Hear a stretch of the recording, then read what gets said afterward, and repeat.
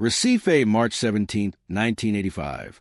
Brazil was still experiencing the first months of what would be known as the New Republic after 21 years of military dictatorship in the capital Pernambuco, while most families were preparing for another week of work.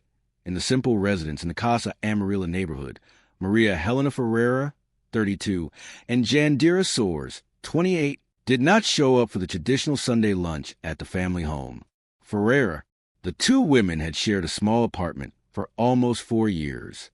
Maria Helena worked as a nurse at the Recife Hospital, one of the largest public hospitals in the Northeast, while Jandira taught Portuguese at a municipal school in the region. In the eyes of the conservative community of the 80s, they were friends who shared expenses for financial convenience. Only a select circle knew the true nature of their relationship. That Sunday morning, the sky in Recife was particularly cloudy, with the promise of a heavy tropical rain that ended up materializing in the late afternoon. According to later reports from neighbors, Maria Helena and Jandira were last seen the previous night, Saturday, returning from a cinema in the city center. They wore simple clothes, Maria Helena in a long, navy blue skirt and white blouse, Jandira in jeans and a printed shirt. They were carrying shopping bags from the São José market, where they had bought fruit and vegetables, probably for the week ahead. When they didn't show up for family lunch and didn't answer the insistent phone calls, Dona Josefa Ferreira, Maria Helena's mother, asked her eldest son, Carlos Alberto, to go to the apartment to check what had happened. What Carlos found was a disturbing scene. The door was unlocked. The previous day's groceries were still on the kitchen table, partially organized, as if the process of putting them away had been abruptly interrupted. There were no signs of struggle or violence. Their bags, containing documents and money, remained intact on the sofa in the small living room. The only items that seemed to be missing were their raincoats and a large black umbrella. The Pernambuco Civil Police were called that same night. Police Chief Arnaldo Qualo, known for his expertise in resolving complex cases, took over the investigation personally. This is a disappearance that presents unusual characteristics, he declared in his first official report. There is no immediate evidence of foul play, but there is also no indication that the women were planning a trip or an extended absence. The first 72 hours were spent searching intensely. Hospitals were checked, relatives and friends interviewed, co-workers questioned. No one could provide any information about plans that would justify the sudden disappearance. The last concrete record of his existence was a movie ticket, dated March 16th, found in the pocket of a jacket hanging in the apartment's bedroom. If you want to follow more cases like this, which shake up society as a whole and reveal hidden truths, subscribe to the channel so you don't miss any investigations. As the days passed, the investigation began to reveal disturbing elements. A neighbor, Miss Cecilia Gomez, reported having heard a heated argument coming from the two women's apartment around 23 Rise that Saturday. I couldn't make out the words, but there was a strong, authoritative male voice. Then a sudden silence. I thought about knocking on the door, but I confess I was scared, she testified. Dona Celia's account led investigators to a new line of inquiry. Who was the man who had been in the apartment? Why had neither Maria Helena nor Jandira mentioned to anyone that they were expecting a late-night visitor? In April 1985, the first concrete clue emerged. A taxi driver, Jose Raimundo Oliveira, voluntarily turned himself in to the police after seeing the disappearance report in a local newspaper. According to him, in the early hours of March 17th, around 2 a.m., he had transported two women whose descriptions matched those of Maria Helena and Jandira, accompanied by a man wearing religious vestments, possibly a priest or friar. They were silent, heads bowed. The man did all the talking. He asked to be taken to the Santo Antonio convent in the São José neighborhood. I thought the time was strange, but the man explained that they needed to arrive before the first Mass. The taxi driver reported. When we arrived, he paid the fare and money, with a large bill, and said I could keep the change. He seemed eager for me to leave quickly. Sean's, the taxi driver's information directed the investigation to the historic convent of Santo Antonio, one of the oldest religious buildings in Brazil, dating back to the 10th century. Police Chief Arnaldo Qualo requested permission to investigate the site, but encountered resistance from the Archdiocese of Olinda and Recife. A court order was obtained only 3 weeks later for the police to enter the convent. The search of the convent, conducted on May 12, 1985, found no direct evidence of the two women's whereabouts. Friar Joaquim Almeida, head of the convent at the time, vehemently denied that any woman had been received in the early hours indicated by the taxi driver. Our gates closed at 8 p.m. and only reopened for the first Mass at 5 a.m. None of our brothers would have the authority to bring visitors outside these hours, much less women, he stated in an official statement. The convent's entry and exit records were analyzed, but thorough search of the dormitories, library, chapel, and common areas revealed no sign that Maria Helena and Jandira had been there. However, during the inspection, investigators noticed an architectural inconsistency. A wall in the library appeared to have been recently rebuilt, slightly different from the original. When questioned about the renovation, Friar Joaquim explained that a water leak had damaged the wall a few months earlier, requiring repairs. The construction authorization documents, issued by the National Institute of Historic and Artistic Heritage, IPN, confirmed his version. The renovation date, however, was January 1985, 2 months before the women disappeared. The investigation faced its first major obstacle. Without a specific warrant for structural interventions, the police could not verify what was behind the restored wall. The lack of concrete evidence and the church's institutional resistance began to hinder the case's progress. Meanwhile, investigators discovered that Jandira Soares had had a previous relationship with a seminarian named Paulo Roberto Mendez, who abandoned religious life allegedly because of her. In 1982, Paulo had returned to the church in 1984, becoming a novice at the Santo Antonio convent. When located and questioned, he denied any involvement in the disappearance, stating that he had not had contact with Jandira for over 2 years. I chose religious life as my true calling. What happened between Jandira and me was a deviation from the path that I overcame with prayer and penance, Paulo declared, presenting a seemingly solid alibi. On the night of his disappearance, he was on a spiritual retreat at a monastery in Olinda, along with 7 other novices and 2 senior priests. With leads scarce and pressure from family and the press mounting, Police Chief Arnaldo Qualo requested the exhumation of 2 unidentified bodies found in the metropolitan region of Recife in April of that year. The test, however, revealed that they were 2 younger women, probably teenagers, victims of urban violence unrelated to the case. By the end of 1985, with no significant progress made, the case began to cool. The Ferreira family, dissatisfied, hired a private detective, Severino Albuquerque, a former police officer known for solving complex cases. Severino devoted himself obsessively to the investigation for almost a year, but his findings were equally inconclusive. His final report, delivered to the family in December 1986, only reinforced suspicions about the Santo Antonio convent, without being able to present concrete evidence. In 1987, the case was officially classified as open, without sufficient evidence to conclude.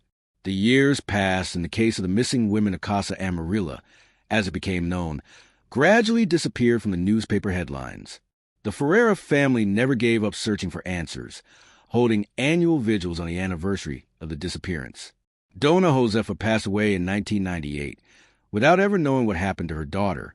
Carlos Alberto took on the family mission of keeping the case alive in public memory. In 2003, an unexpected element revived hopes. During the renovation of an old mansion in the São Jose neighborhood, workers found a medallion with the initials MHF engraved on it, buried in the Jardim dos Fundos. The mansion had served as a temporary residence for religious from the Santo Antonio convent during renovations carried out between 1985 and 1987. The medallion was identified by Carlos Alberto as a gift he had given to his sister at Christmas in 1984. It is unmistakable. I had it engraved especially for her. Maria Helena wore it constantly, he said, visibly moved when he recognized the jewel. The discovery led the civil police to reopen the case, now under command of Delegate Renata Campos, a specialist in unsolved cases. With new investigative techniques available, Renata decided to revisit all the original clues and re-interview the still-living witnesses. Taxi driver Jose Raimundo Oliveira, now elderly, maintained his original version, adding only one detail that he had not mentioned before. The man in the cassock had a scar on his right hand, which was clearly visible when he paid me. It looked like a burn mark. This information led investigators to review the records of all the monks who lived at the convent in 1985. Among them, Friar Anselmo Carvalho had a similar scar, the result of an accident in the convent kitchen in 1981, according to medical records. Friar Anselmo, however, had died in 1999, a victim of fulminant cancer. In 2010, a crucial clue emerged when Dona Celia Gomez, the couple's former neighbor, on her deathbed, asked to make confession to the police. According to her new testimony, she had withheld important information in 1985 for fear of retaliation. In fact, I recognized a man's voice that night. It was Friar Anselmo, who used to visit the apartment next to mine. He wasn't arguing with Maria Helena and Jandira. He was threatening them.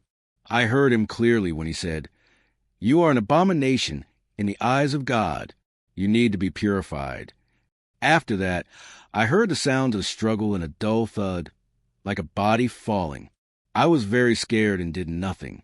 I carried that guilt with me all these years. Dona Celia's late confession provided the investigation with a new suspect, unfortunately now deceased, but paved the way for a new line of inquiry. The crime could have been religiously motivated, possibly related to intolerance against a relationship between the two women. Leave your comments. Never give up on the truth if you believe that all missing people deserve to be found. In 2015, 30 years after the disappearance, the Pernambuco State Truth Commission, originally created to investigate crimes during the military dictatorship, decided to include the case of the disappeared women from Casa Amarilla in its investigations, following allegations that state agents might have been involved in concealing evidence. The commission discovered that then-Chief of Police Arnaldo Qualo had been pressured by superiors not to pursue the investigations involving the Santo Antonio. Declassified documents revealed correspondence between the then Secretary of Public Security and representatives of the Archdiocese, implicitly conspiring to preserve the image of the religious institution.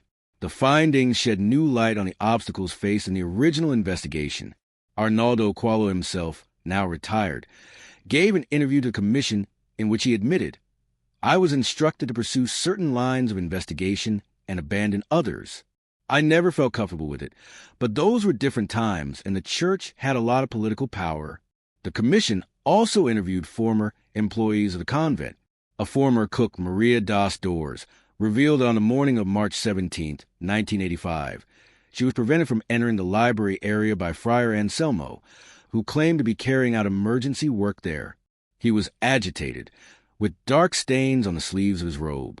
At the time, I didn't pay any attention, but after the girls disappeared, I began to suspect. "I never said anything because I feared for my safety and my job," she declared. Maria das Dores' testimony corroborated the theory that the renovated library wall could hide something sinister. Based on this new evidence, in 2016, the court finally authorized a structural inspection of the Santo Antonio convent, using non-invasive technologies such as ground-penetrating radar and thermal imaging cameras. On July 14, 2022, 37 years after the disappearance, the tragic answer came. During extensive structural renovations at the Santo Antonio convent, now partially converted into a museum, workers tore down the library's famous wall, which already had severe cracks. Behind it, in a small, sealed compartment, 2 human skeletons were found, laid side by side, with their hands clasped. Preliminary forensic analysis confirmed the remains of 2 women, estimated to be between 25 and 35 years old, who had died approximately 3 decades ago. The skeletons bore signs of extreme violence. Both had fractured skulls from blunt objects and multiple injuries, fractures of the ribs and upper limbs, indicating severe beatings before death. The most disturbing element, however, was the discovery that both bodies had been partially mutilated post-mortem. Marks on the bones indicated that specific parts had been removed with a sharp instrument in a pattern suggestive of a ritual. A small handwritten prayer book was found alongside the bodies, underlined by biblical passages, all related to the purification of sin and divine punishment. DNA testing, compared with samples provided by Carlos Alberto Ferreira, confirmed that one of the skeletons was that of Maria Helena. The second, through exclusion and compatibility with preserved dental records, was identified as that of Jandira Soares. It is a tragic outcome, but one that brings some comfort to the family, who will finally be able to have a dignified burial, declared Police Chief Renata Campos at a press conference. The evidence points to a hate crime motivated by religious intolerance against the victim's sexual orientation. The investigation now focused on identifying everyone involved. Although Friar Anselmo, the prime suspect, was already dead, there was strong evidence that he did not act alone. The position of the bodies in the secret compartment and the marks on the bones suggested that at least 2 people participated in the crime and the concealment of the corpses. Based on new evidence and testimonies collected over the years, the Public Prosecutor's Office of Pernambuco indicted 3 former convent members of the Sano Antonio Convent in September 2022 for qualified homicide and concealment of a corpse.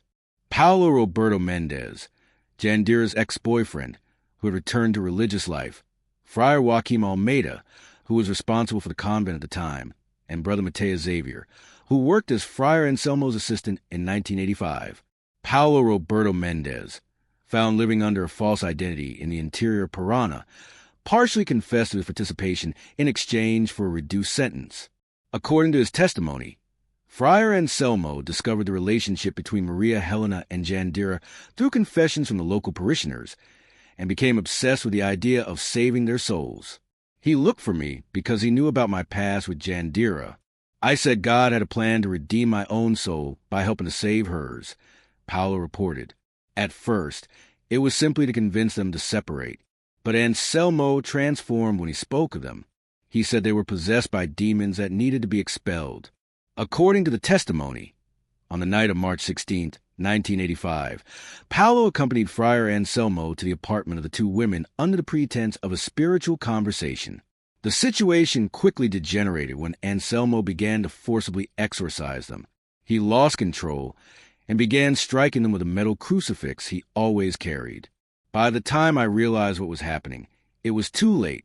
Paulo admitted to helping transport the bodies to the convent, where Friar Anselmo, with the help of Brother Mateus, performed what he called a purification ritual, the mutilation of the corpses, before walling them up in the library. He claimed he was removing the body parts that had committed sin. Friar Joaquim Almeida, now 92, denied direct involvement in the crime, but admitted to having discovered what had happened days later and opted to cover it up. I feared for the scandal, for the church's reputation. It was a terrible mistake for which I pay with remorse every day, he declared in his testimony.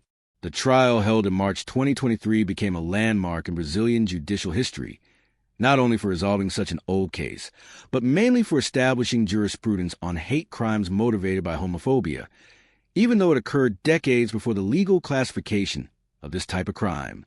Paulo Roberto Mendez was sentenced to 28 years in prison for aggravated homicide and concealment of a corpse. Free Joaquim Almeida, due to his advanced age, received a 12-year sentence under house arrest. Brother Mateus Xavier, who collaborated extensively with the investigation, is serving an 18-year sentence.